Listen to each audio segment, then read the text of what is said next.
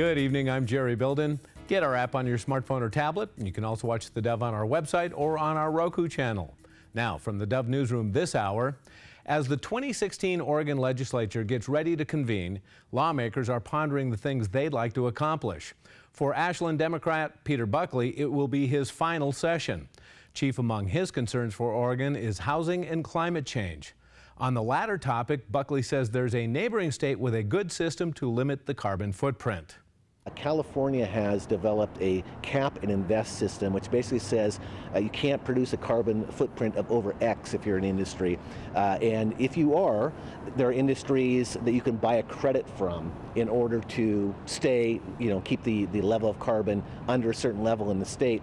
He adds that California has reduced their carbon output and has made investments in renewable energy. Members of the community in Chicago are mourning the death of a 19-year-old man and 55-year-old woman who were shot and killed by police as officers responding to a domestic dispute Saturday morning. Over 100 gathered for a candlelight vigil, and civil rights leader Jesse Jackson called on the president to respond. We appeal to the president to have a conference on violence and urban reconstruction in Chicago. If he should go to Sandy Hook, and he did, it was the right thing to do. And to go to France and lay a wreath, it was the right thing to do. Please come to Chicago. Police say that while dealing with the disturbance, a subject had become combative and matters escalated. It resulted in the shooting. The woman, Betty Jones, was reportedly shot by accident. The owner of a historic Oregon grist mill that burned in a holiday fire says rebuilding may be possible. The landmark water-powered Butte Creek mill was deemed a total loss after the Christmas morning fire. Owner Bob Russell says his first impression is that rebuilding would not be possible, but when he took another look over the weekend, he changed his mind.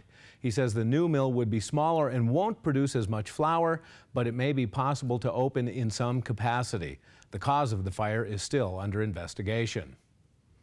Military officials in Iraq say government troops, with the help of U.S.-led airstrikes, have driven Islamic State militants out of the center of Ramadi, and the Iraqi troops are now in control of the main government complex there.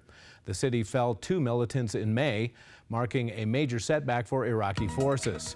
One Iraqi military official says parts of the Ramadi remained under the control of the Islamic State group. Now, a quick look at our local weather conditions starting in Northern California. Tonight, partly cloudy and 23 degrees as the low. Tomorrow, rain and 38 degrees as the high. Moving to the Klamath Basin, tonight, partly cloudy and 13 degrees. Tomorrow, snow on tap, 32 is the expected high, and then partly cloudy and 35 by Wednesday. For the Oregon coast, tonight, partly cloudy and 37 is the low. Rain tomorrow and 49 is the high. For Central Oregon, tonight, clear skies, 20 degrees is the expected low. More snow tomorrow and a high of 32 degrees. And for Southern Oregon, tonight, we'll see a slight chance of precipitation. Overnight lows in the upper 20s. Tomorrow, rain and 42 degrees, and then partly cloudy and 46 by Wednesday. That's a snapshot of your news and weather right here on the Dove.